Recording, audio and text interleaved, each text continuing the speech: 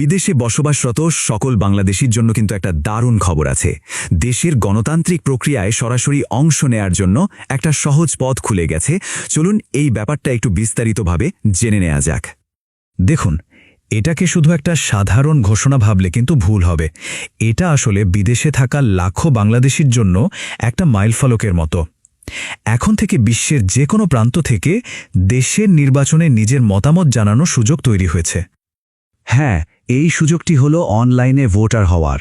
কিন্তু একটা বড় প্রশ্ন হলো, কারা এই সুবিধাটি নিতে পারবেন? চলুন, যোগ্যতার শর্তগুলো কি কি সেটা একটু দেখে নিই। অনলাইন নিবন্ধনের জন্য ঠিক কারা যোগ্য? আচ্ছা, বিষয়টা কিন্তু খুবই গুরুত্বপূর্ণ, কারণ এখানে কিছু নির্দিষ্ট শর্ত দেওয়া আছে।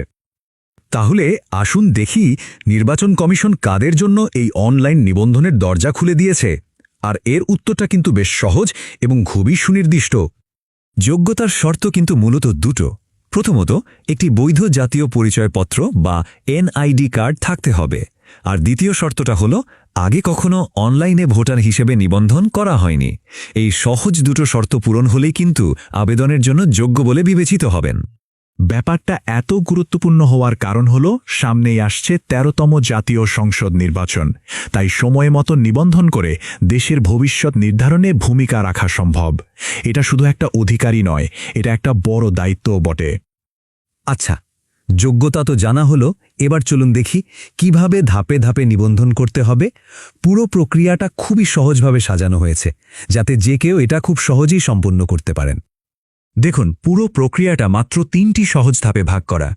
প্রথমে নির্বাচন কমিশনের নির্দিষ্ট ওয়েবসাইটে যেতে হবে, সেখানে একটা অ্যাকাউন্ট খুলতে হবে এবং সবশেষে নির্দেশনা অনুযায়ী ফর্মটি পূরণ করে ফেলতে হবে।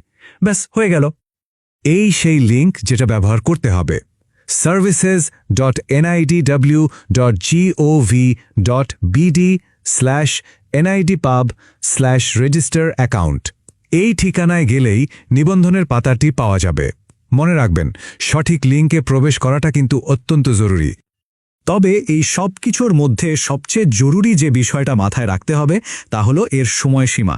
এই অনলাইন নিবন্ধনের সুযোগ কিন্তু সবসময় খোলা থাকবে না। মনে রাখতে হবে, হাতে কিন্তু সময় খুবই কম, তাই একটুও দেরি করলে এই গুরুত্বপূর্ণ সুযোগটা হাতছাড়া হয়ে যেতে পারে। আবেদনের শেষ তারিখ হল ৩১শে অক্টোবর। এই তারিখের পর অনলাইনে নিবন্ধনের আর কোনো সুযোগই থাকবে না। তাই আর দেরি না করে আজই কাজটা সেরে ফেলা বুদ্ধিমানের কাজ হবে। তাহলে মূল কথাটা হলো, সময়মতো নিবন্ধন করে আসন্ন জাতীয় সংসদ নির্বাচনে নিজের ভোটটা নিশ্চিত করুন। দেশের প্রতি দায়িত্ব পালনের এই দারুণ সুযোগটি অবশ্যই কাজে লাগানো উচিত।